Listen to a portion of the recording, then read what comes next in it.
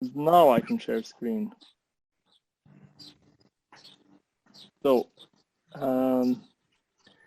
yeah, let's start with the outcome of last meeting. Where we trying to get the proper view here.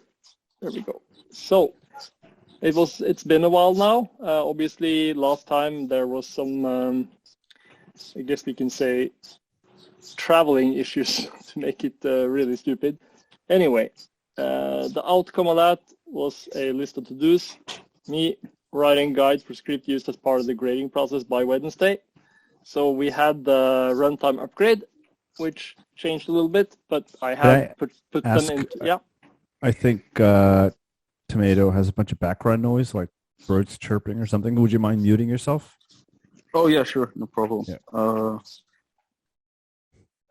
There we go. Now it become a lot quieter. So I put on guides to generate the most important things, and I'm going to add more there. But the main one, which I think is the key part, which is looking into all the spending and getting a couple of the grading points, are published in the Notion board. Further clarification. There are going to be even more guides than the ones, so you're not really finished. No, there are going to be more tools, like the some things are not in there yet, but the most important ones are. So that's the scripts, right?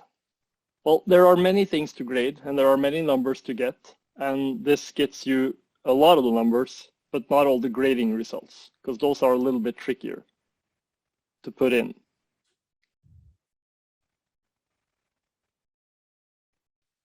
Okay. Further clarification of who does what. We have this wonderful board in place, but I don't think it's perfectly up to date, especially given the status of things ahead. But we are working on having everything there and all the individual scores and who does it and when it's done, and then we're going to link to the Notion board where we have the live tracking, basically, where the people can come in and see every time we do a spot check, and we will put it in there, and all the results will be added live. So when I'm grading now, I'm doing it there, which means putting in the various numbers in the Notion board, which I can show after, but it's available for everyone to see. Improved plan for data to be taken into meetings. Yeah, I have a draft of that going on here, which we can look at after we just go through the rest. Publishing the latest, I can't speak for Ben, so I don't exactly know, but I'm pretty sure that was done. This is on me now. I don't know the exact status of that one, and I do know that we scheme whereby can award pool of. Yeah, he made an issue for that, which I haven't reviewed. I guess that is on me. So that's not coming out this week. I mean, it's not really a difficult thing, but yeah. So I guess the main topic is Will you be compiling the notes for this call then, I guess? Well, then it'll be a little bit. Yeah, we have to summarize afterwards then as a group, because I can't type and basically. Okay, well, let me do it. It isn't actually that hard, but I typically do it for lots of. My meetings just to ask people to take a pause, but so I'll add to do. Obviously, it will be to launch so it was all founding members. Yeah, launch founding member based joy allocation scheme.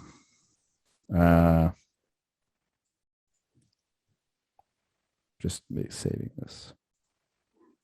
Yeah, and I think it's safe to say we need the board, some updates to the board. When you say the board, what is that? This who does what and when board that we have running for every week, and the Notion board that does the live grading, which although works pretty well, I think it can be a little more intuitive in some areas. Okay, update the task tracker. Yeah, simplify it that way. That's fine. Further improve, if you will, or improve. Just maybe further is a little bit of a. I mean, when you say improve, don't you just mean to reallocate Ben's tasks? What else is there to really improve? It's a lot of granularity that can be added. It's some of them are just notes. Like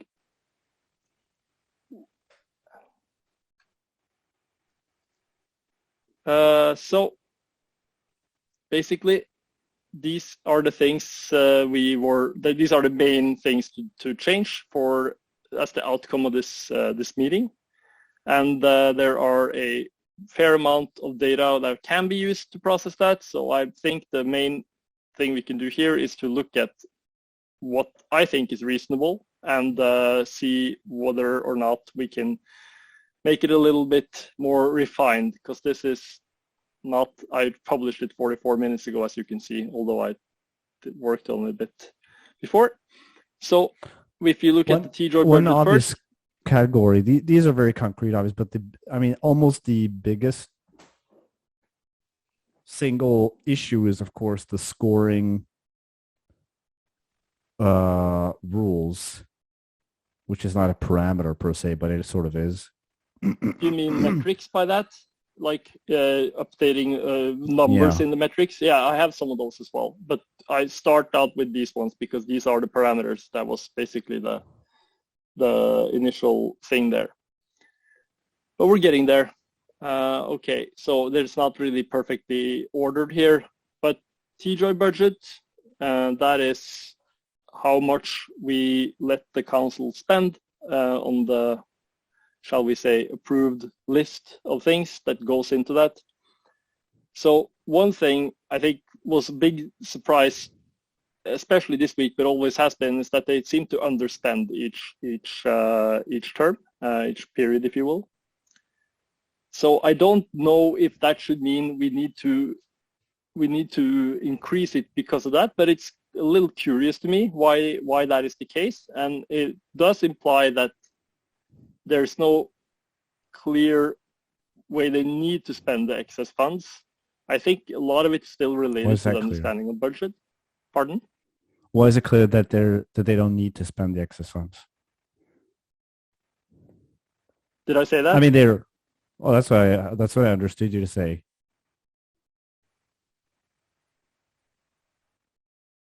I have to rethink what I said there. Maybe we should stop the recording and listen back. No. But okay, is that what you mean though? Is that what you mean? So if the TJ budget is 1% and they're spending 0.1%, are you saying this shows that maybe they don't need any more? Is that your point?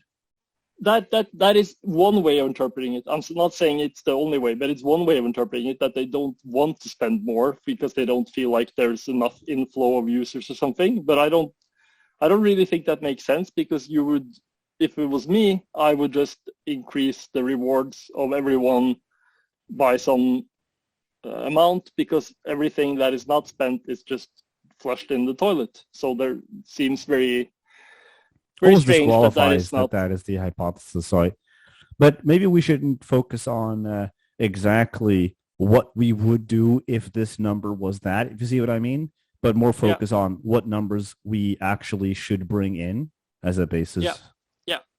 I do think it's valuable to look at how much they did spend. So I definitely agree. That is, and the trend as well. Like, is it stabilizing and trend both absolute and as a fraction of the budget they have in place? So if they are big, it's like an improvement to spend up to the maximum, right? I would at least argue that they should do that. Yeah. Whereas they shouldn't go over. And then you have the percentage of spending on non-founding member stuff. I think that what I mean by that is, for example, we made the runtime upgrade last week, which changed the amount of rewards for validators, which of course contributed to the vast underspending this term. They only spent 70%, and I think it would have been closer to to 80, a couple of 80, 85, if they had, if the same numbers for validators would have continued. So if there's any change we know of, such as this one, obviously that would have an impact. And then it's more like the general stuff that really goes into everything, one way or another. The user growth. I think one definite thing we should also have is to have a breakdown of the spending across the different categories, not just I have that, if they spent. Okay. Yeah, so, it's implicit. I could have stated it clearly, but it's like it doesn't. I don't just have a number. I have what they spent on this group and this group and this group. Yeah. So I agree. But the founding things that are more related to the founding member program. One question, sorry. Does that cover bounties? Because bounties comes out of TJoy budget. Yeah. It does not cover bounties spent by people in that funds that are being allocated from a bounty where Oracle judgment has been submitted is when I count it. So not when they create the bounty, not when they fund the bounty, but when the bounty is Oracle judgment is submitted and the amount there that is given to someone, assuming of course the bounty was created by someone in the HR group at the time of creation. Yeah. User growth in general, by that I mean such as if we were to have like the insane inflow for one reason or another, just a large amount of people coming in the last week or so, that would be an implication that we would need to consider changing a budget. The amount of founding members we have inducted and verified over time, by that I mean we have a target in mind, and of course we're going to adjust other parameters as well, so it's basically more of a holistic picture there. Finally, it's the amount of bounties created and paid, and that also goes into weighting of each group, of course, but if we see that there's a large demand of the new user who comes in who wants to and gets assigned bounties, obviously that could imply that we would need to change. And if it's very few, it could argue that we also should increase in this case, because it means that people don't find the amounts to be sufficient for the effort they're putting in. So if, for example, if there's a lot of users coming in but very few people want to have a bounty, that would imply that the bounties should pay more. So that's the ones I have down for the TJoy budget. Anyone have any input there? I'm not sure. I mean, these founding member numbers, the two first makes. Oh, okay. My camera died. Yeah, I saw that. I'm just going to leave it off. So the first two ones don't seem that related to TJoy per se, but they're useful. I think it should have them in general. But yeah, it's more. If I may say so, I know I agree. It's not the key ones, but it's more. It is part of the whole picture, right? Because if you want to increase or decrease for that matter, lots of other values, probably you need to reconsider the TJoy budget as well. And supposedly, if you want to keep some people that are in a group there and you have a lot of users coming in, then either they have to reduce the salaries and the rewards, and that's fine as well, but it could be a reason to. Is what I'm saying. Yeah. I guess the bounty stuff would be covered by the third bullet point on recurrent spending, sort of as a category. You mean this one? Yeah. Why though? Because bounties created and paid are our founding member spending, basically. It's the... Sorry, what did you mean by non-founding member stuff? I think actually I didn't understand that part. So if they spend a ton of tokens on, for example, funding request, which for some reason or other doesn't apply, or more likely to spend it on, I don't know. I actually, that's a good point. For now, it's really the validators that are the big thing there, because not all the validators are using an account we can link to a membership, and a lot of people are nominators, and of course they drain a fair amount of the TJoy, but they don't get any Joy. But why don't we just call this like spending breakdown? Because I mean, I thought this meant like how much are they spending on distributors versus storage versus builders. That's Okay, what I I see thought what you you meant, mean. Yeah. No, which is that was very important. Yeah. I have again. I have that as well. It was baked into the first one. So it's like all the spending is broken into the categories: councils, and then working groups, of course, and then the individual working groups under that. And then you have validators that are members, validators that are not members, nominators, which do not receive, again, as with the validators who doesn't have their membership linked, proposals, bounties, and I have put in referrals and referees as well, but I don't know if that really applies because it doesn't. I have that in the spending thing because it's Joy, but not T-Joy, obviously. Yeah, it's not part of it. Well, it's not No. for the T-Joy budget, but it is also important. Yeah. So then we go to the USB subsidy. I think that, of course, that has some other things to consider. But mainly it's related to the exchange rate to a large extent. We don't want them to be too much of sync. It doesn't make sense if we pay people a US dollar equivalent in T-Joy of 50,000 and we increase the subsidy by 1,000. That seems a bit off. So they should be, not saying they should be 1-to-1, but of course it should be ballpark. And then you get to how much the role is worth, which is not really a big concern because we were, of course, paying the distributors and storage provider a little bit off the record there to compensate for their a lot higher upfront cost and to avoid having to pay them too much in Joy. So that is really the same thing here. Exchange rate should be in line with TJ budget. It's not very deep thinking there, I think. So one that does require more thinking is the council T-Joy reward, because that has major implications on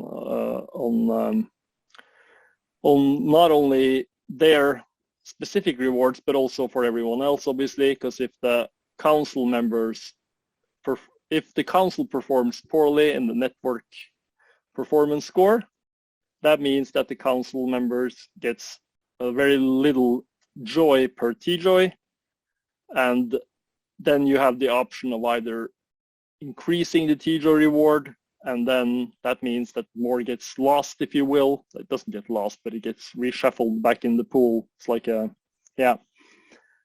So I think that one is the key thing to consider, which is of course something you will consider elsewhere as well, as you mentioned, with weightings and metrics themselves, how to change those. So that comes in here, because if you do any major changes from one week to another, you should be able to predict roughly how the score will change based on those parameters. Because and a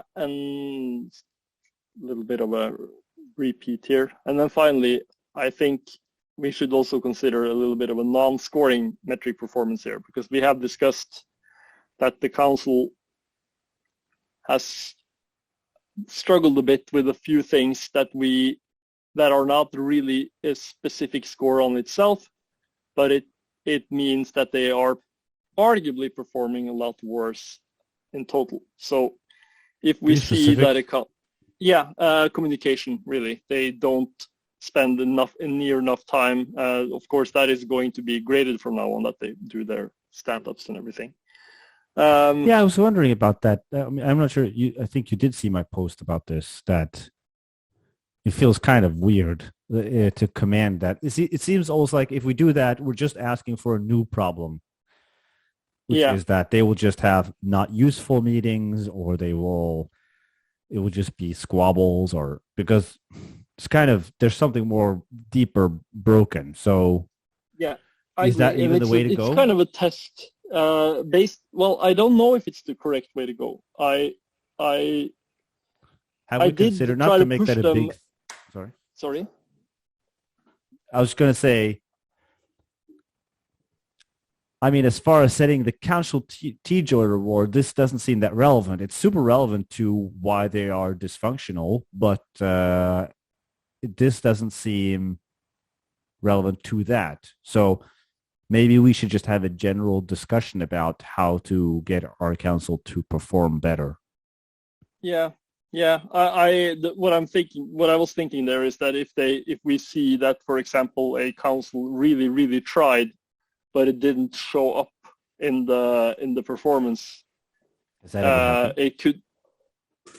Well, I'm saying if it does happen, that's the whole point there. Okay. If it were to happen, say that they did really make an effort in pushing the leads and having to fire lots of people and basically do tons of changes, and the numbers don't go up, then it could be an argument for reviewing that. Yeah. I want to say something that, in a way, our ability to observe their failure is actually very basic. Like, we don't actually know that they're not doing that.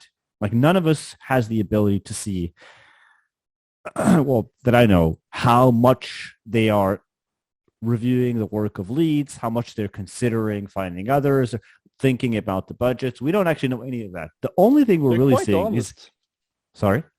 They're quite honest in the handle polls. That's not my point. You may very well be clear. That may very well be true. But my point is that, well, if I could just finish, then you could take over. My point is just, the thing is we're actually able to see that shows us sort of red-handed that things are not working are very basic things, like they're not spending all the resources, or they're giving away resources to things that are not scored.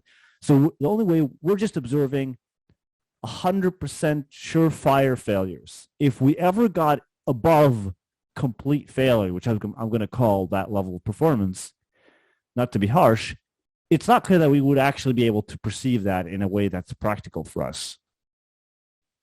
No, that's true. That is true. I buy that. Though we would only see the score, we wouldn't see like the fact that they're not doing. So we couldn't really, like, I'm not sure this score really can be useful. Like, how would you know? Like, how would you see? It's going to be difficult. That's at least my only 2 cents on that one. But go ahead. No, I think it's a fair point. Go on. Well, part of the thing of putting everything on Notion is now that it's a definitive list of everything that's measured each term. So we can tell, for instance, which working group leads didn't deliver proper reports, that kind of thing, on like a percentage basis, or like how each working group did. It's a lot easier to like hone in on very specific metrics like that. And there's still problems with the reporting standards, and that some of the groups in particular seem to have issues.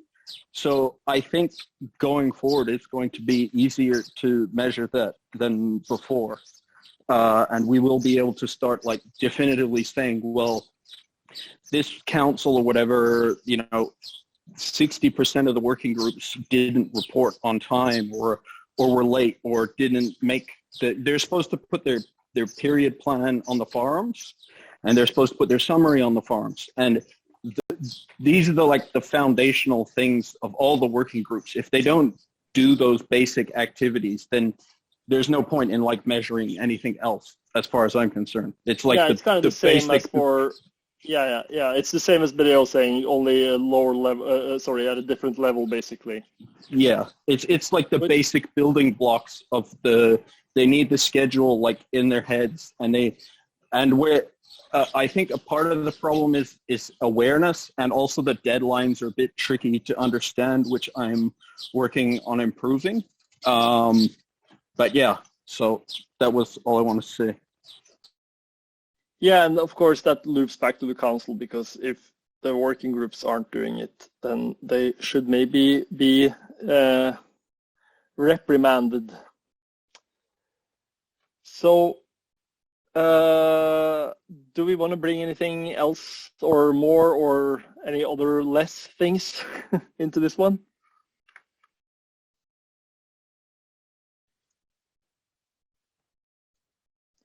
I think the video dropped. Yes, only 2 participants.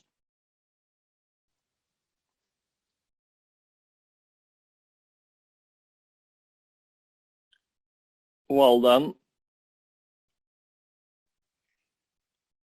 I hope. Okay, I'm getting some things here. That was not from him. Okay, well, I guess that was his internet or something. Who knows? Let's continue with the Joy budget.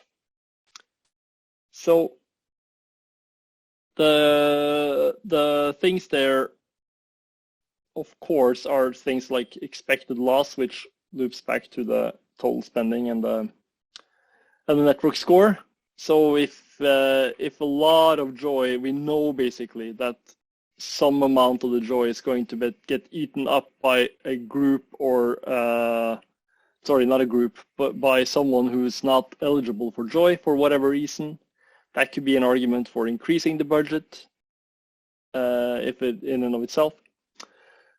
You have the induction growth and the cap threshold growth, and by that I mean if we have a lot of new inductees in all the time into the group, then that means that at least it seems easy enough as it is to achieve that status that we want.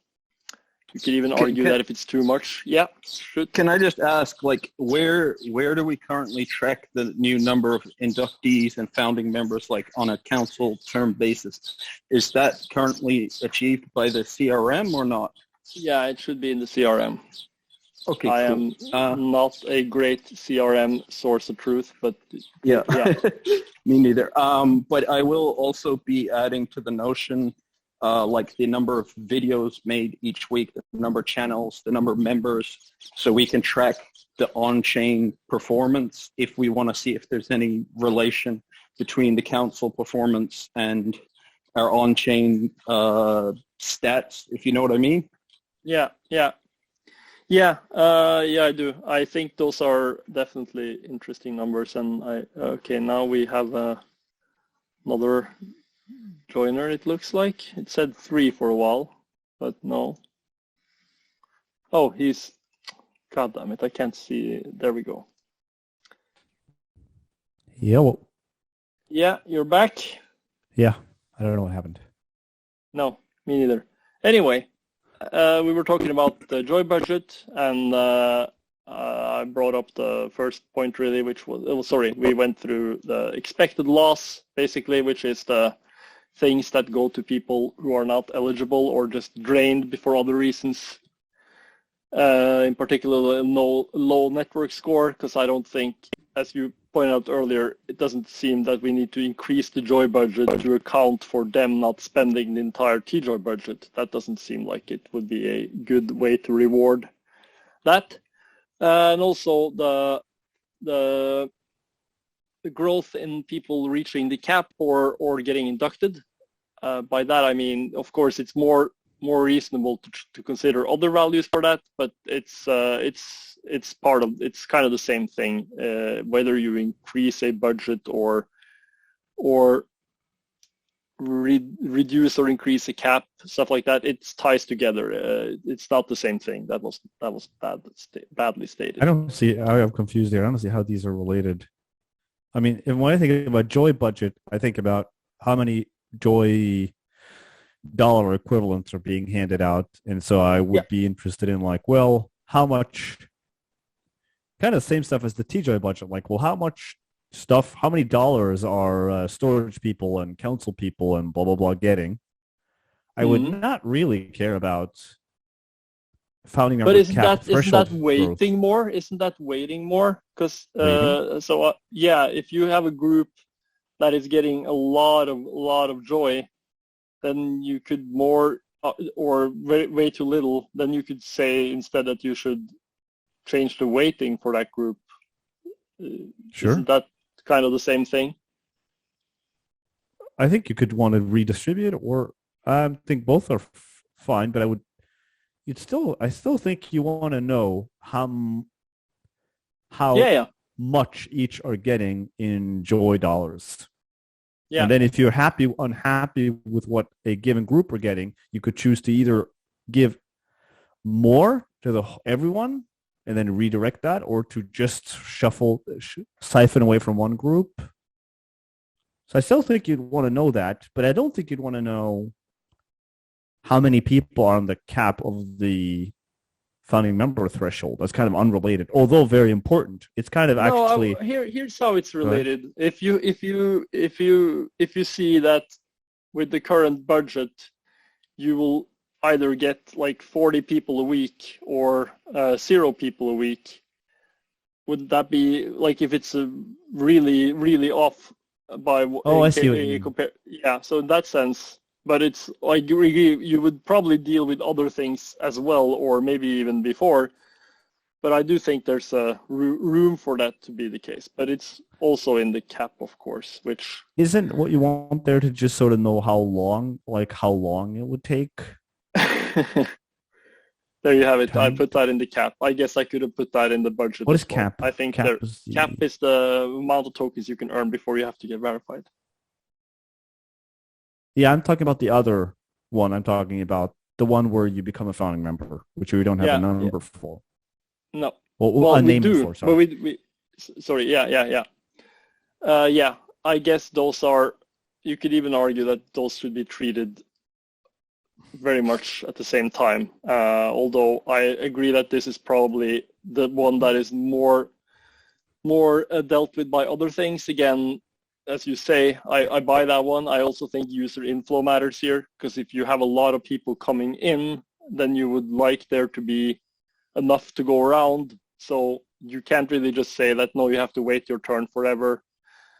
But another important thing is, of course, just available joy. I mean, we are currently not spending as much per week as in the original plan you made. Sorry, the original tokenomics or something you made way back when.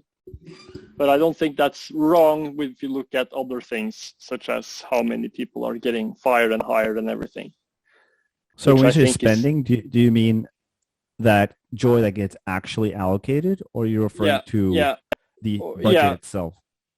Yeah, I'm referring to those two are related, of course, because it's a function of another. I guess the only difference is like what the council fails to do. So they fail a lot, but maybe the council is a relatively small part to everything. So maybe that difference isn't so big. So are you saying, but just to start with the joy budget then, you're saying the amount we're setting as a budget is quite low compared to what we had before in our mind, at least. Well, you had the 30% per week. Yeah, exactly. Thing, and it's currently, for the last term, it was 0.2625. Right. But obviously not all that is going to get allocated. So that's what I mean. Yeah. About half, I think, is going to be allocated, by the way. I mean, it's not clear to me whether if the joy budget was half what it is now or twice as much, if it had changed, would have changed anything. I guess not so much, considering you would think it would more impact newcomers, but some would obviously leave if there was no incentive to stick around. So I don't think it's that easy, but it's marginal compared to many other things, perhaps. Yeah, I mean, on the newcomers, it seems to, like, if you think about just the change from no incentives 3 to incentives 3, which in terms of the transparency of the opportunity is, much clearer to me. And I guess the problem is we don't have, the CRM has not been used. I hope the integrators have started to use it. But if I just go by my high level impression, I don't see any increased inflow into our Discord or creators or any kind of indirect thing I could monitor. I don't see any increased growth. I brought this up, and do you remember the council leaderboard I had before, the Google Sheet spreadsheet with like 5,000 graphs and like a billion cells? I am going to start building that and including all the CRM data, how many on-chain uploads per council term, how many new members, how much each working group spends. So all of this information is in like one place, because the CRM only tracks off-chain stuff, really. Yes. Well, Yeah, but if we don't have graphs and stuff, it's very hard to like visualize what's going on. We do have graphs for a lot of it. I mean, that gets Retool allows you to make graphs. The fact that I'm not sure whether maybe they even have graphs for this stuff. I think actually for the integrators, it probably doesn't. It probably should, because it's actually one of the most important parts is how many new people are we getting in various categories. And I would love for Retool to be used and to be expanded, but obviously you're free to use Notion if you want to. But just going back to the main question, I don't think that has changed. And so it seems the Joy budget could have been 1/10 of what it is or 100 times what it is. Doesn't have a big effect. Does any of you have a different intuition on inflow of new people? Well, you're probably right. I think you're probably What about right. retention? I mean, do you think it has a change? So the ability to hold on to, and of course there are other factors like there was, the Ukraine conflict and a pause in between the networks and lots of things that can impact one way or the other. But do we even have a sense that it impacts the retention of current people? well, how would you even measure that, though? I think you could have a sense of it. Measure it, you can measure it, but we haven't. But I think you can. Do you have a sense that it has changed how much people stick around? Has it positively impacted? I'm just asking for your gut level. Either one of you. Well, people are definitely pinging me if they disagree with what they got. So they are looking at this as soon as it comes out. That is for sure. And I say everyone, I don't know that is true, of course, but I have gotten like a question, hey, why did this not be counted? Why is my number wrong? And occasionally. So I know people are following up on it, which means that they do care about the Joy, but whether or not it's the amount, how much, like if it's 6,000 or 4,000, I don't think that's easy to measure. Of course, remember it was Ben also 100 used to say this. He used to say, yeah, people would always get in touch with him and they would say, why this and why not, and blah, blah, blah. So it's not a new phenomenon, although you're probably experiencing it more now than you did before. No, I got the question. At least we can say none of us. Oh, okay. We don't have a clear indication that it's impacting retention or inflow, which is interesting. I think it's more a problem that we're not really, as far as I know, we're not tracking that sort of thing that well. The integrators have started using the CRM. It's been, I haven't followed it very much, but it looks like it's been quite a learning curve for them to get used to that. But once they start using it more fully and tracking like new users and that, we can measure like retention rates and that sort of thing as well. I mean, if you talk about retention of new users, it's a different story. But yeah, go on. Oh, I was just going to say, to still hear once they get started using the CRM now is kind of like knife into my stomach at this point. I mean, it's not that hard. So, I mean, I don't know. Yeah. It's just that it's a completely new tool for them, I think. And it has like connection issues sometimes. You go on it and it doesn't show the council terms. It's a little unintuitive, in my opinion. So I don't think it's entirely on them. They did get practical instructions from Ben, and then when they started using it, Ben, I guess, created it, and he envisioned what the labels and tags or categories, whatever you want to call them, attributes to each person would be. And then the integrators went back to him and said, oh, well, actually, like, we would prefer this label because this user didn't respond, or, that kind of thing. So it's sort of a back and forth. And that's a lot more promising, though.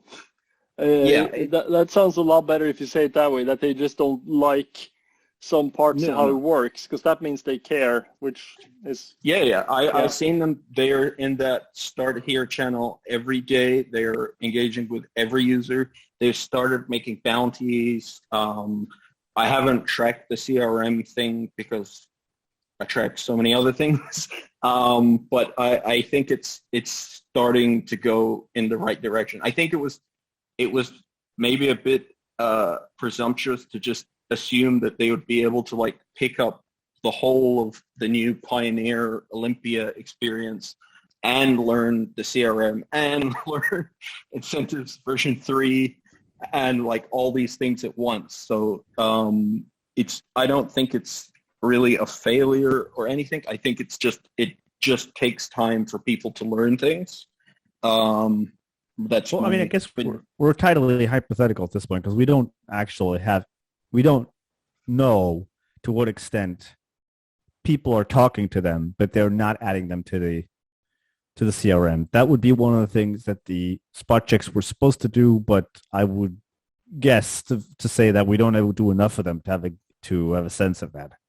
So we're just kind of speculating maybe that they're not using it, but has anyone actually checked how many new things were added by integrators let's say the last 5 days? Let's see if I can even figure that out. Ben did a spot check of them for last week's grading, which I believe I'm just trying to get it on my phone for Council 6. Sorry? They scored well, I remember last week. I'm just going to their thing in the Notion. Could you just open it, Martin, on your screen so we can just see? It's called the Interaction Logging Score, which they scored 0.333. Not all interactions were logged, but JSG Ben need to make the protocol for which interactions warrant being added much clearer, though the group should always be biased in the direction of collecting more rather than less data. So to me, that reads that they're not sure like which users they should add, because some people just say hi and then they never respond again, I guess. Is there anything that makes them think they should not add every user? And there's and there's a separate grading spot check he did called the Person Logging Score, which they scored 0.8, which is pretty good. While it appeared that some people were not added to the CRM, it is most likely because conversations with these persons didn't develop enough to warrant a profile being created for them in the CRM. That's fair. So they're, according to that spot check, they are using it. The response time, they got. But still, we could just see here. If you think about how many people are, obviously people can fall off at various stages, right? But if we just go by participant who said they get back to us, I think that's the universal category for like people who were interested in some way. The last person added was May 5th. That is 11 days ago, and then before. So I don't think that either. So there are two possible answers. Since that time, no one has shown up that would get back to them, or there has been such a person, but they have not been added. Which sounds a lot more likely. Or that the retool thing has a database or connection issue. Well, I've seen the same result on mine multiple times. There's no connection issue. You can refresh however you want. I see the same thing. So no, retool. It's sometimes it only shows like 40 members out of the whole member directory, and other times it shows them all. And well, that's been my personal experience with it. Okay. But Uh, I think if I read the HR report, it would show up that in fact the retool board was down. So retool was down for the entire council period. I don't think that's the case. Seriously, they said it was down for the whole period. No, I'm saying I don't think if I open the report that's what it would say, and I sincerely hope that if that was the case, they would maybe let us know before. That's very exactly. Now. Yeah, that's a good one. Yeah. So like it would be So although it may have been the case for 1 out of 100, I buy that, but it seems unlikely to have this. Let me ask this question. Let me do a follow-up, because now we sort of dug a little bit down a rabbit hole, but it's a productive one, which is, once you do the scoring and really what you want is you want the council to do this. They want to say, oh, we got the score. And then you're like, well, what happened? Where did we do poorly? And then they would go and drill down. They would say, well, actually, on the integrators, we're just nothing's getting added. Why is that? I don't agree with you there. I think the goal is for them to do it in flight, not wait until the end and then see, oh, we got a low score here. Why did we get a low score? More I think it's not more. I mean, it doesn't help them in any sort of way to do it after the fact. I mean, the next one, I guess. If you want to take over, you're gonna want to do better, I guess. Yeah. Then I buy that part, but I think like if you're really selfish and you assume you only get one shot, you should definitely pay attention now and not in the future. But yeah. So like I'm looking at it now, and the latest person added got rewards on Council 6, and so I'm sorting by person ID. It goes 1076 as the highest. Then it goes to 1075. Then it goes to 1060. So where did the 15 entries between 1060 and 1075 go? This is the problem I have like with the CRM is if there must be people being added because there's 15 people IDs. And then it goes from 160 to 149. So I don't know if everyone else is just fine and dandy, like the CRM works great, or I'm like cursed. But if it can't show all the people, then I guess it doesn't show up here until some point in time. Like if you, I don't know. Yeah, maybe if you just create a person and then nothing more happens, then it doesn't show up in any. What is it here? Event. I don't know. On this if you create a person with a person ID. Yeah. And then you do something, I guess they only go here when they are put into one of those. It's not like any person who is created will land automatically in one of these three categories. They won't. There could be like, no. So there you have the because answer. This is an interaction, so it shows, I believe this, that I may be wrong, but I believe though, so that there's you have to do something with them. And that thing you went and said the last person added was 10 days ago. The latest ID on there was 1066, which is on May 6th. If you go to the persons table for integrators, the latest ID is 1079, which was added May 16th, which is today. Oh, okay. And there's another, the CRM, like, it's confusing. Yeah, I would agree. You're right. You have to get the semantics of each dashboard right. I would agree with that. And so you're right. Maybe we shouldn't be looking at this as a list of all people because it isn't actually. It's yes. So they are adding people. They're using the CRM. That's happening. Yeah. Okay. Great.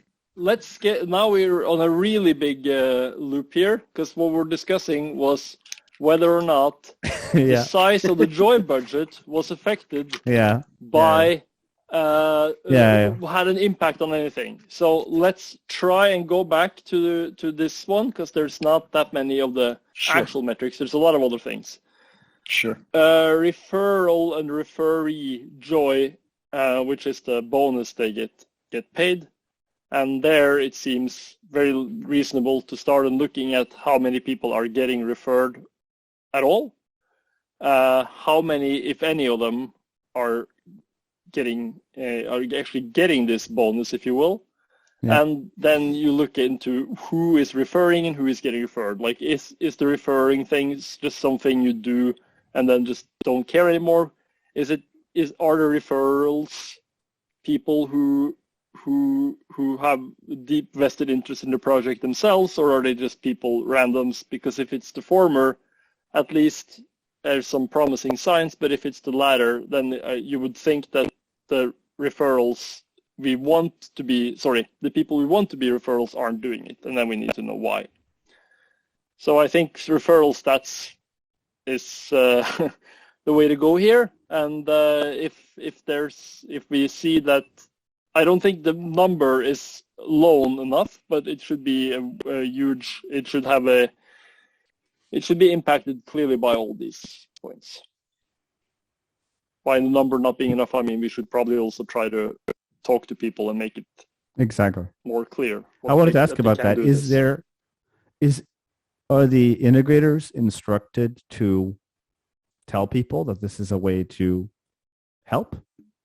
Do they do I don't that? know. I asked Robert created like the Script, template, I think. whatever. So it's, yeah. So I can check with him if you take note of me having to do I think so. definitely we want to avoid this fragmentation between you and Robert because it just is very risky. So, But what you call fragmentation is also Yeah. distributional labor, though. I mean, it can't be that we have one person doing everything either. So where does the line go between Yeah. what is distributional labor and what is fragmentation? yeah, I mean, I guess you just then you have to be in close contact with him or what he's telling them or whatnot because he sort of will not be monitoring how well that's working out. He will never know any of these numbers about, well, is anyone actually doing this and likewise so I guess that just means you have to talk to him if he's going to be if we're going to have this division of labor. So it's like one or the other. Yeah, he is going to have a weekly call with them, and I would have joined today if not for the fact that they collided with this meeting. So there's that. I think that's enough of the Joy cap. We kind of talked about a little bit already with the budget. I guess it's a very good point you raised that the same, of course, applies to the actual verification. We discussed that here, so I'm just mentioning it now. Here being TJoy budget. So how long would it take you to prepare this whole thing? If we just go by what you already have, would this be a lot of work, or if you get will this just pop out of something? Or this is a lot of it will come from the basic numbers I just get every council term anyway. Because when I created these tools, obviously it's like I get all the spending and I get all the TJoy rewards and the Joy rewards. So it's not that difficult to calculate if you know how much any person, like this particular thing is say 3 minutes extra. But a lot of the other ones, especially when we go into talking about how many people have been added to the dashboards and things that are non-chain related at all that stuff takes a lot more time.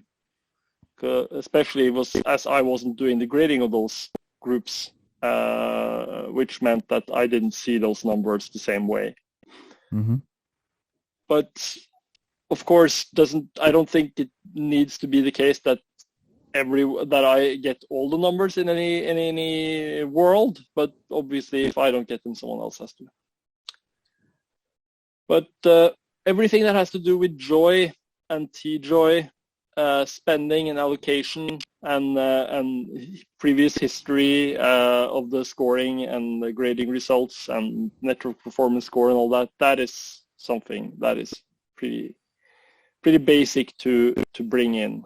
It's only a presentation issue. If it has to be this beautiful chart, then it takes a little longer, obviously. Okay. But like, what are we talking? Have you tried to do this, or did you do this for this meeting, or was it just a plan for this meeting? I did it for some other term, that one. But I don't. If we look at what the cap is now, I don't remember that. Actually, I have it here. I just mean the whole thing. So you're going to do this whole thing every time, and we haven't even gotten to the what is it called? The different metrics and like how well are the how many? No. I started out here with what would be good to bring in. That was what that was the baseline here. Not that I'm going to or have gotten all of this already. No, that's not the case. But I think the point here is to see which of these do we actually need, which do we not need, and what other numbers do we need, and then we can put it into something, because it's a lot of it is a template thing, right? If you have a template from one scoring round, you put it in, and then you spit out a lot of these numbers. It's it's everything that comes from a CRM and stuff that will be a little more tricky, but not very tricky. So sorry, what was the actual question? Yeah, my question was, assuming you were going to do all of it, then how much time would it take you to compile this in every time? Because if it takes too long, in addition to the numbers I already get, they will be a couple of hours probably. Yeah, that's a lot, but yeah. The numbers we're talking about here are what specifically, like the grading scores and spending and all of that? Well, we're talking about things that we aren't already having to get. So obviously, it's not like getting grading scores was a new point, basically. That was always the case. But to look at how long it takes for the leads of each group to reach the cap and get verified and then be able to become a founding member, that requires a little bit more, but not infinite. But many of these require a little bit more, if you see what I mean. Yeah. Especially because I think it's useful to look at this, not just what happened the week before, but in over a broader time period where you can see trends and everything. I mean, there's that on-chain label for founding members, but I guess we don't use that yet. Never mind. Ramble about that some other day. Yeah. I don't think it would make any difference either, if I'm being honest. I don't remember which number. I don't think any of these. That would just be the work of giving them that. We can skip past that. We can skip past that. Yeah, and here's a lot of other metrics that should be considered, such as opportunity score. I'm just worker and lead. Look at the turnover and i.e. hiring and firing and how long people are staying in each group, and if we see any off-chain signs of people struggling to get hired in a group, we would probably need to bump both the target and potentially also the weights, because the weights are currently not really something you can set there, but because it goes into the general working group thing, but you could always just pull that out and have it be its own thing, and then you increase the size of it and everything. And I mentioned that because it would seem that there's a lot of stale groups in that sense, that there's not much going on in hiring or firing terms, although not all of them. So this one is quite important for getting new people in. Maybe it could be better ways to do it as well, but at least we have this one already in, and where you can adjust if you don't see sufficient turnover. So this is a little more wishy-washy, if you will. The weights and the grades. Some of the scores are, of course, like sub-scores in a group, are better than others, and in some cases that a bad metric will either return a too good of a score or a too bad of a score. I don't know if we have any reasonable way to try and get everything to converge into some number. I don't think that really makes sense. I think some groups will just have to be harder to score well on than others. So I'm not gonna do more about that one. But when I'm talking about user inflow for groups, I'm saying suppose we now open up the marketers group properly, and I know from Robert that he's been focusing on getting people into more in other Discord groups into stuff like community manager roles and everything, and of course that will mean they would have to go into HR or marketing, which would mean that you would maybe want to increase the weights there. So that's just a random example. But this is like very few points, but this is arguably what you would need to spend most time on, even to consider changing metrics and weights. It has a negative side effect that you don't get consistency and it's harder to compare across time. But it's no point in keeping a bad score. It's bad, clearly. And then you have finally some other metrics I think would be useful, which Sam already raised, just to see if these are related in some tangible or intangible way, such as, are we getting tons of new videos and channels into the storage system? Are people using the forum a lot more? What kind of proposals are getting created? How many of them are created? What's the approval ratio? All that stuff. This, of course, is already kind of covered elsewhere, but the amount of bounties created and paid both by the HR group and others, it would be interesting to see, for example, if it turns out that people use it for random things as well. And then you just have the general worker stats, not only how the turnover, but also who are they? Like, are they all OGs that has been with us since day one? Or do people have like 5 roles in each group? That kind of stuff. Yeah, I think all those are great. I would be just concerned with the full scope here, but I think those are really useful. I agree. It's I think it's better to start out with what's valuable and remove than to just not have it there, because you would tell me that isn't that a valuable thing. Yeah, but maybe we should start there. Maybe we should start and then we talk and they're like, well, what about this? And I was like, and then we think, well, would we need this every week or is this a one-off thing? And if it sounds like it's needed often, we would add it. I don't think that's a big problem. The problem is, as a rule, coming in without any data prepared and just sort of hoping that it would work. Yeah. Well, that's why I'm going to be redoing the council leaderboard. And I hope to plug it into some sort of visualization tool so you can see how many videos were uploaded across the past 4 council terms, or how much budget was spent on this, how many new CRM interactions were logged, blah, blah, blah, blah, blah. Every single piece of data. So, and it should be, hopefully it'll be automated somewhat. Now we have the query node. It's a lot simpler, but that's what my end goal is that these council leaderboard returns, because that was such a useful tool to see how many proposals were being created over time, analyze the elections, see who was winning and losing, and just that information was super valuable on the last testnet to have I think it ran for 47 weeks, and it was quite a task to keep it updated.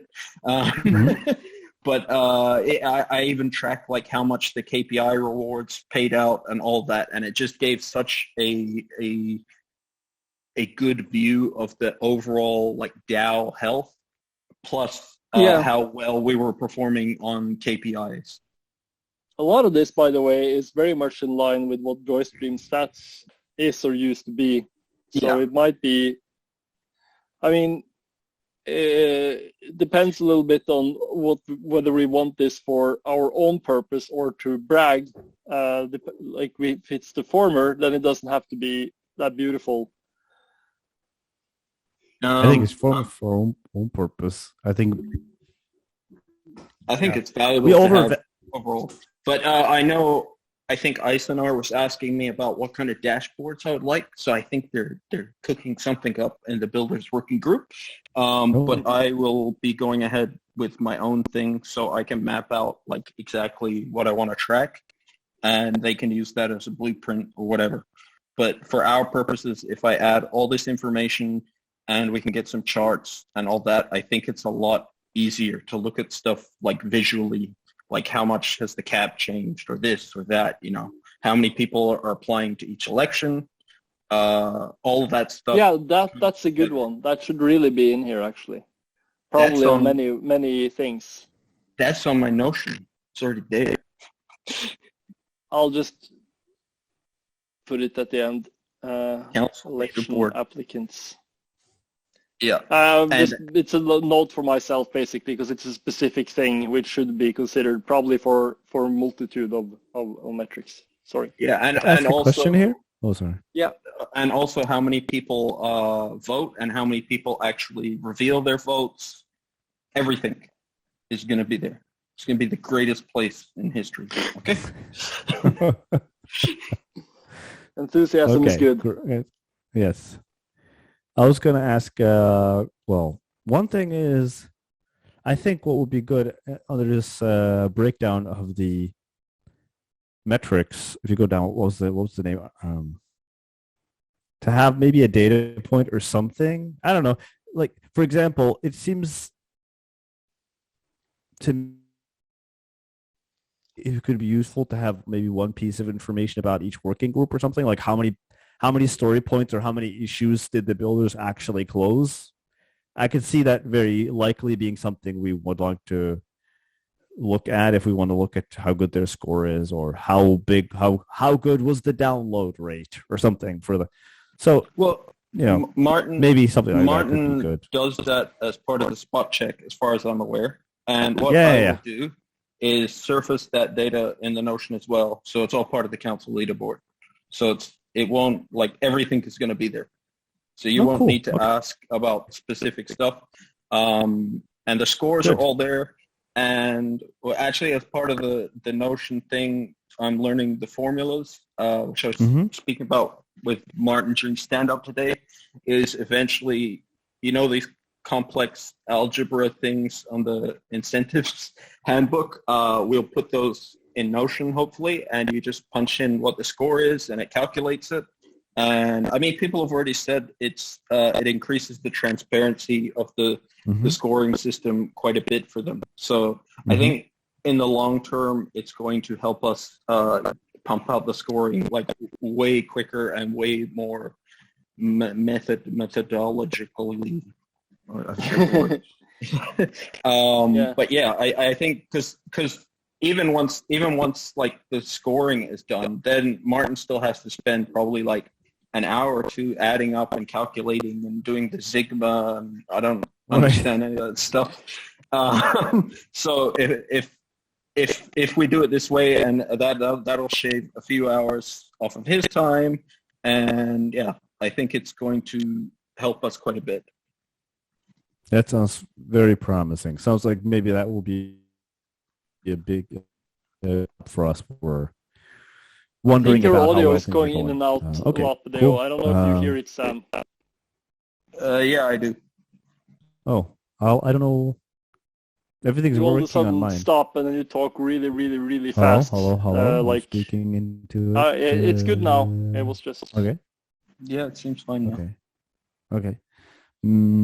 Yeah, I was just saying this sounds like it can be useful for us to have more systematic way of accessing all the, I guess, reports and performance and stuff like that during these calls if they're wondering about something. I wanted to ask about two things. One was, what is the status of incentives for people to make room for newcomers? That's one thing. And the other was, which is kind of unrelated to this whole thing, is what do we do about the council? Yeah, those are two very different questions. So the first one, you're talking about making room for others. Of course, it's partially here, but it's a very low total because it's like a third of a score. It's a third of a metric for each group, basically. So it goes into the general working group score. Of course, we could weigh that higher. That's what I think I mentioned that earlier as well. Because I don't see there being as much flux as I want in the groups. And that's also... But you see how it's a problem. On one hand, you have Robert saying they stopped onboarding people and poaching people because there's nowhere to put them. And you're saying, I don't want to emphasize this because I'm not blaming anyone, but there's some kind of weird triangle of impossibility going on here. But you're saying there's no need to emphasize this because there's nothing showing up. So what do you think? What do you think I'm saying? Can you please repeat that? Because I don't think I said the same thing you meant at all. Okay, I thought you were saying, from your experience, there's no big need in emphasizing the sensitivity of onboarding new people in the scoring because no one's showing up anyway. No, I said that I'm seeing very low rotation in the working groups, and for most groups, and that's Is that the same It's the thing? opposite. But that's what I'm saying. No, if I'm seeing low rotation, that means they aren't hiring people. It doesn't mean they aren't people who want to get hired. Those are two very different things. Fair enough. I agree. Yes, you're right. Of course. Okay, so then you're saying it should increase it because. Yeah, I that's one of my takeaways. I think a couple of groups are doing pretty well. I feel like builders, if I can single them out, seems to be pretty consistently trying to give people chances and giving people chances. Storage and distributors, very much the opposite. HR are doing okay. If I'm just looking at, I can just check. But could I ask, should we be really emphasizing rotation as a means of accommodating new people as opposed to growth? Like builders, that's a fair question. Yeah, builders, I hear.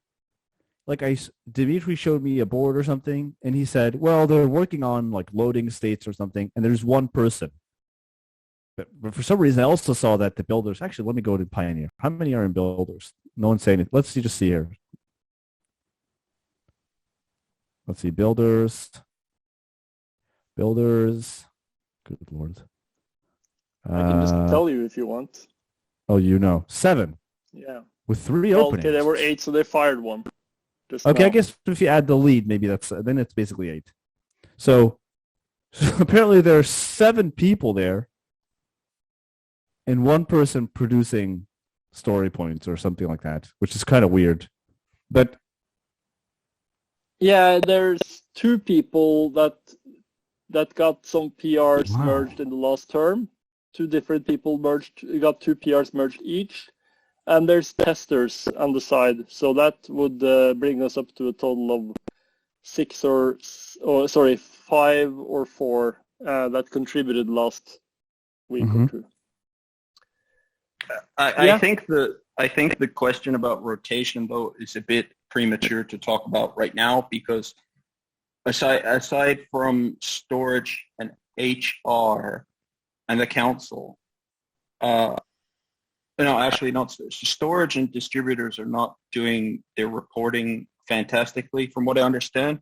And as I said earlier, those are the like basic building blocks. If they're not putting their plan on the farm and not putting their report or summary, whatever the hell you want to call it, on the farm, then they don't understand the incentives program. And I would say they do really well on the storage specific reporting stuff, like reporting on assets and channels and all that stuff. That they're doing really well there, but they're not doing well on the other side, which is the general working group report thing. Those are not good. And I think distributors as well are doing their, I guess you call it the technical report. They do really well at that, I think, but they're not doing the plan and the summary and the accounting of what's being spent, what are the planned hirings and firings, and until a working group is up to speed with that concept, which is again, it's like a back and forth learning process a bit. I don't think there's any. It's too soon to talk about rotation. So you could obviously talk about rotation. No, I think the complete opposite. If they're not doing that well, why are they still Fair there? Point. But I'm also saying we can have growth doesn't necessarily need to come. Well, newcomers don't need to be accommodated only by rotation, but also in growth. That's my first point. Yeah. So if we just stick to that first point, you're saying basically there's no real reason for them to now expand capacity for newcomers. Is that right? I did not say that either. I'm saying that they have room in the budget to accommodate plenty of new people. I'm saying it seems like either no one is actually creating openings, no one is applying for openings, or people are. It's a mismatch between hold on. Supply and demand. Apparently, you're saying they have room in the budget. That doesn't mean they have a reason to spend it on this, right? So Robert said he explicitly was rejected after asking multiple leads, and they said, okay, which would not surprise me if they actually don't have a reason to in the scoring, and if the council doesn't tell them, otherwise they're going to get fired. Because any TJ they spend on a newcomer is TJ they could spend on themselves or a friend or whatever, right? You could use it for something rather than someone we're telling them to use it for.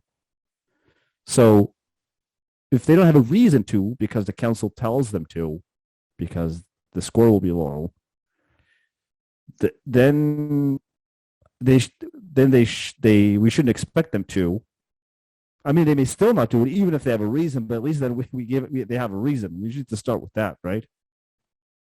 Yeah, and that's where I go back to the opportunity score, which should probably be weighted more and more aggressive. Yeah. Okay. Do you have any sense that the integrators have said that, well, we have all these people showing up, but we have nothing to do with them? No, I do not have that sense, but that doesn't mean it's not true. But I talked about this with Robert as well, that we're gonna we talked about some things we could do to kind of add different levels of incentives, such as always keep openings, have an opening even if you're not need of a person at the moment, just keep openings anyway, spend more effort on creating them, and arguably also ensure that the HR group is more communicating better with leads some way. I don't know exactly how to do that in terms of a number, but some way of ensuring that a guy who comes in and wants to work somewhere, it actually means that that's been communicated to the lead.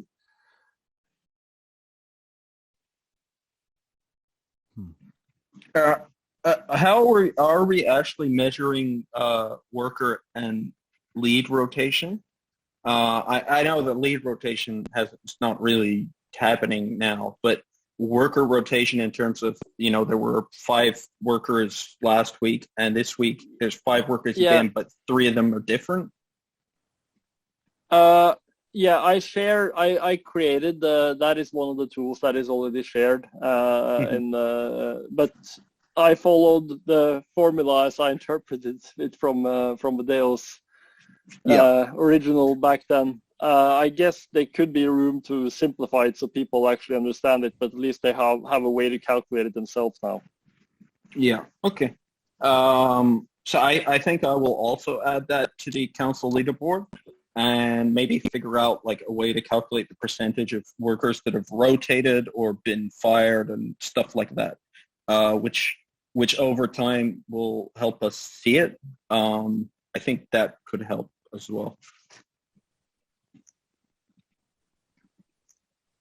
Okay, I think we're reaching the end of this particular topic at least. Mm-hmm. Mm-hmm. So obviously, council would be one of them, but pardon? Yeah, sorry. You had that last thing. What we do with the council? Yeah, we talked. We did have a loose chat about that a while back, reducing it and kind of having a CEO and like a team assisting him, but or her, sorry, but not having any real on-chain privileges or expected to vote with the lead or with the CEO or something like that. It could be either made more formal through having one CEO or not. I don't know, but there obviously a problem of I would say that we had a chat of that initially as well. How many people and how long? I think if we want to optimize for performance, both the amount of council members has to go down and the length of a term has to go up. But that's not the same as optimizing for giving people the opportunity, of course, which would drag the other way in both of those two parameters. So it depends on that, in my opinion, and considering we aren't seeing a ton of new people wanting to be council members anyway, and it's largely the same group of 10 or 12 that is going in and out,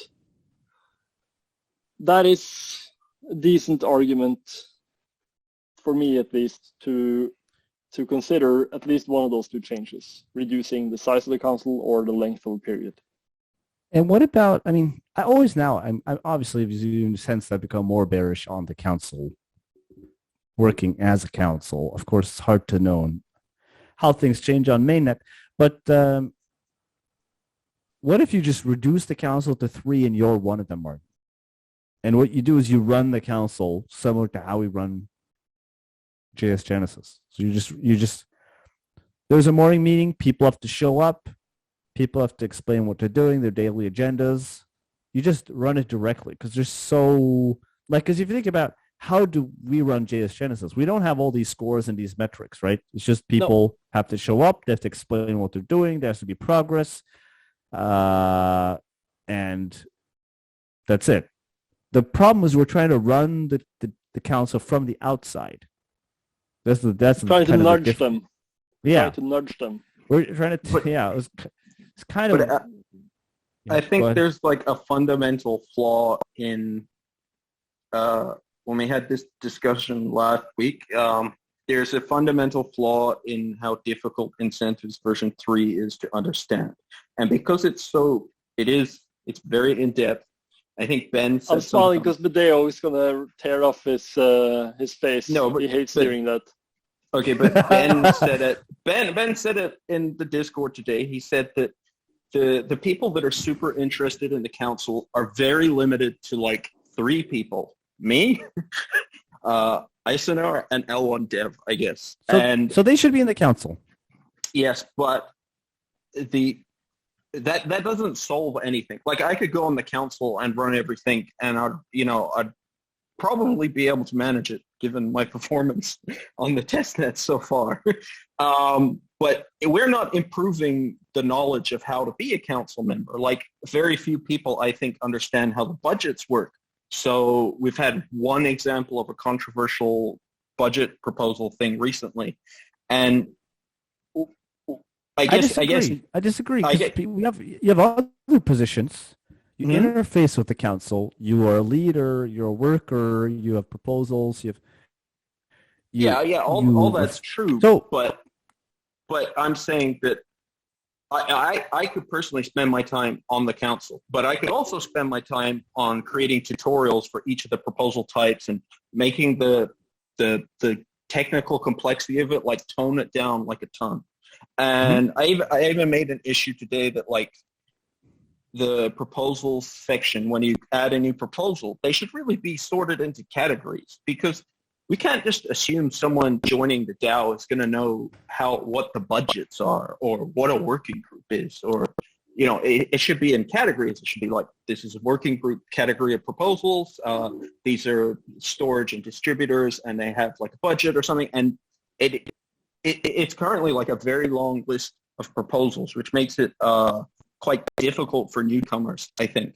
So I could do the council thing, but I'm more wanting to. Fair enough. Not you. Yes, I'm totally. I think that's totally sensible.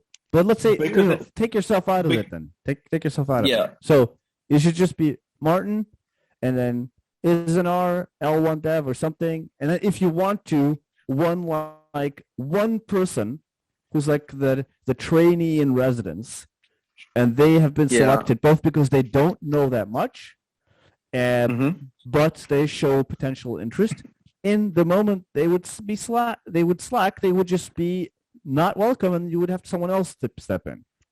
The moment they know enough that it's more important to have someone else come in, they come in, and they come in where there's a strong culture of meeting, collaborating, and working, rather than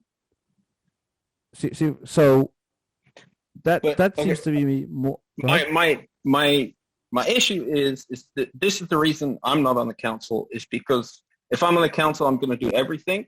And I'm that's hyperbole, but I'm going to do a ton of things, and like people become reliant on me for everything. So if Martin were to run the council, would it be a temporary solution to a permanent problem, or is he going to stay on it for like the rest of his life? Or the council has to become self-sufficient.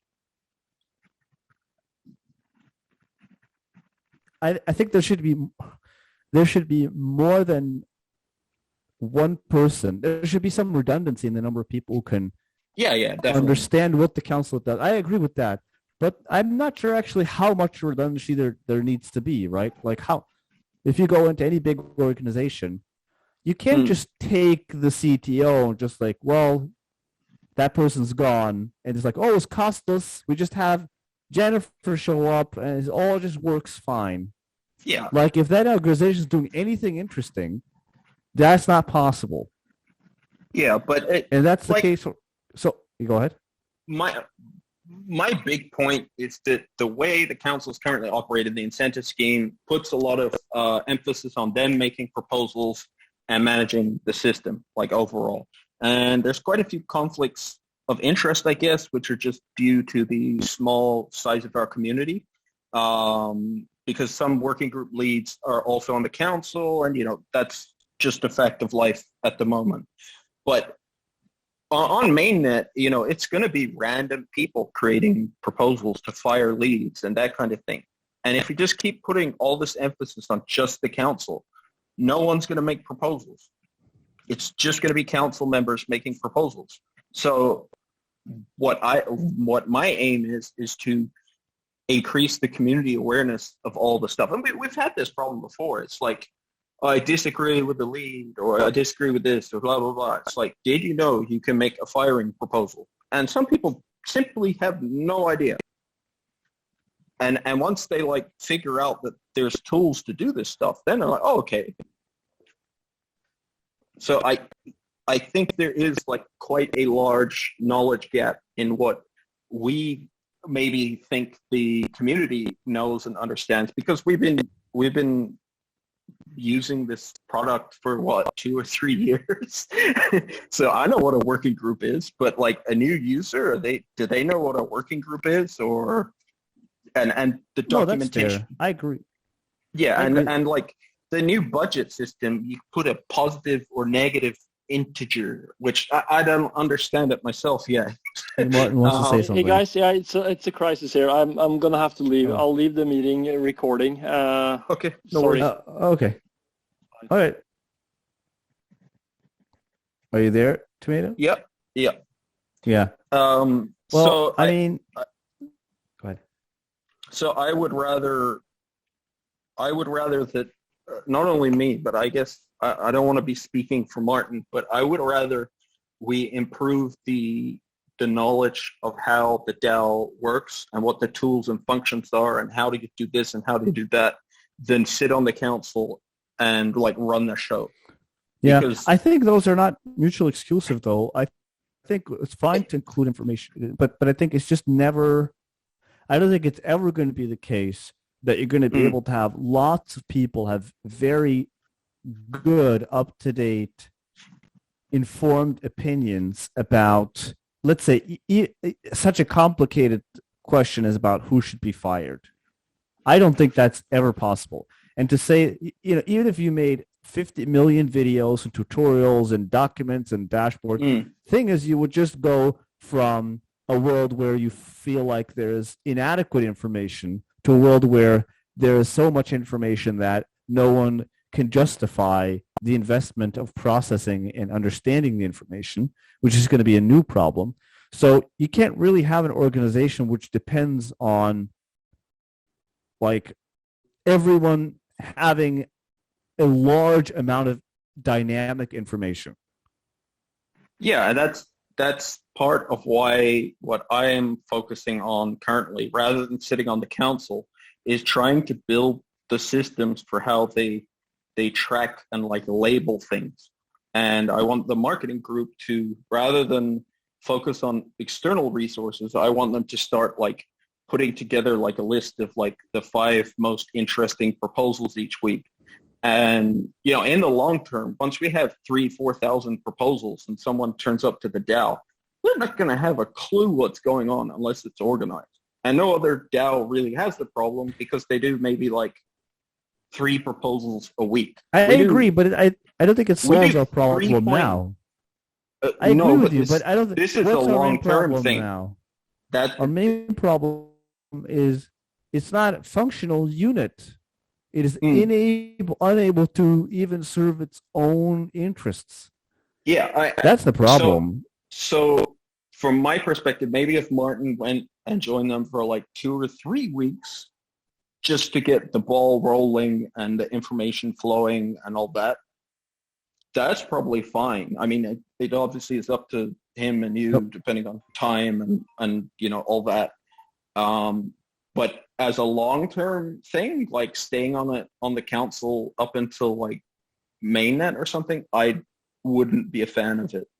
I agree with you. I mean, I'm not really that big of a fan either. So I agree with you. Okay, at the risk of leaving it at important point, I actually have to answer. I'm getting a bunch of phone calls here, and we've covered everything. So I think we did get some important stuff done. So that's promising, and we'll see what we'll do about the council. Yeah. Okay. Great. Have a great day. All right. Take care. Cheers. Bye-bye. Bye.